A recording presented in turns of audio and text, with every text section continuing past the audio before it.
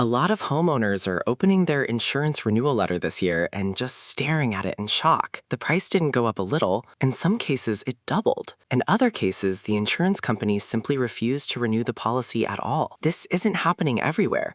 It's happening in a specific group of states for very specific reasons. Some of it is weather. Some of it is risk. And some of it is simply insurance companies deciding certain markets aren't worth the risk anymore. In this video, we're going through 5 states where home insurance has become one of the biggest financial headaches for homeowners. We'll explain exactly why prices are rising so fast and what it means if you own property in one of these places or you're thinking about buying there. Let's get into it. State number 1, Florida. Florida is probably the clearest example of this problem in the entire country. The main reason is hurricanes. Florida gets hit by more major storms than almost any other state, and every time a big hurricane comes through, insurance companies pay out huge amounts of money in claims. After years of large payouts, several major insurance companies decided the risk was simply too high, and they stopped offering new policies in Florida altogether. When big national insurers leave, homeowners are often left with smaller, local insurance companies as their only option. These smaller companies charge much higher premiums because they're taking on a lot of risk with a lot less financial backing than a large national company has. On top of hurricane risk, Florida has also dealt with a lot of insurance fraud and lawsuit abuse over the years, where contractors and lawyers took advantage of the claims process. This drove costs up even further, and insurance companies passed those costs directly onto homeowners through higher premiums. The result is that many Florida homeowners are now paying several times what they paid just 5 or 6 years ago, just to keep their home insured.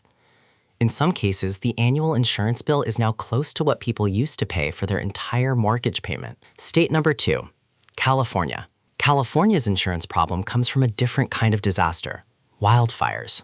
Over the past several years, California has experienced some of the largest and most destructive wildfires in its history. Entire neighborhoods have burned down in a matter of hours. Insurance companies had to pay out enormous claims to rebuild these communities, and many of them decided it simply wasn't profitable to keep insuring homes in high-risk wildfire areas. Some of the biggest insurance companies in the country have either stopped offering new home insurance policies in California or significantly reduced how many policies they write each year.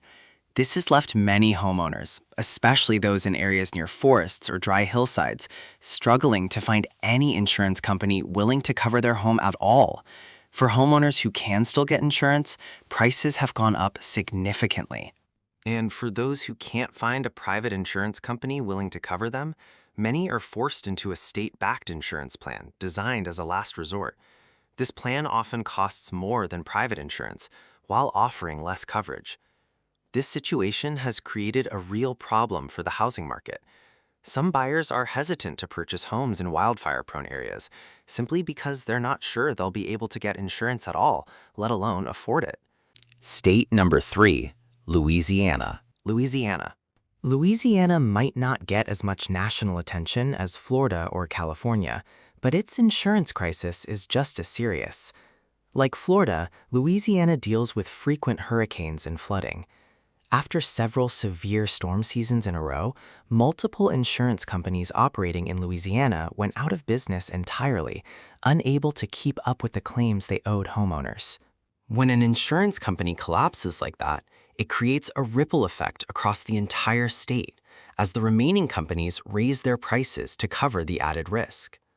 Louisiana now has some of the highest average home insurance costs in the entire country. For many homeowners, insurance has become one of the largest expenses of owning a home, sometimes costing more per year than property taxes. This has made it especially difficult for older homeowners on a fixed income who bought their homes decades ago at a much lower cost of living and are now struggling to keep up with insurance bills that keep rising every single year. Some residents have simply chosen to drop their insurance altogether, accepting the risk of an uninsured home rather than continuing to pay these rising costs. This is a dangerous decision, but it shows just how serious the affordability problem has become in the state. State number 4, Texas. Texas is a large state with a wide range of risks, which has made insurance pricing complicated and expensive in many areas. Along the coast, Texas faces the same hurricane risk as Florida and Louisiana. Further inland, the state deals with severe hailstorms, tornadoes, and increasingly, wildfires in some regions. This mix of different weather risks across the state means insurance companies have to price in multiple types of disasters, not just one. In recent years, Texas has also seen a sharp rise in severe hailstorms, causing significant roof damage across entire neighborhoods at once. When hundreds or thousands of homes in one area file claims after a single storm, it puts a lot of financial pressure on insurance companies, and that pressure eventually shows up in higher premiums for everyone. Texas doesn't have some of the same regulatory restrictions that other states have on insurance pricing, which means companies have more freedom to raise rates quickly in response to rising risk. While this keeps insurance companies willing to operate in the state, it also means homeowners can see sudden, significant increases in their premiums from one year to the next. For many families, this unpredictability is almost as frustrating as the cost itself. Budgeting for a home becomes difficult when insurance costs can jump substantially without much warning.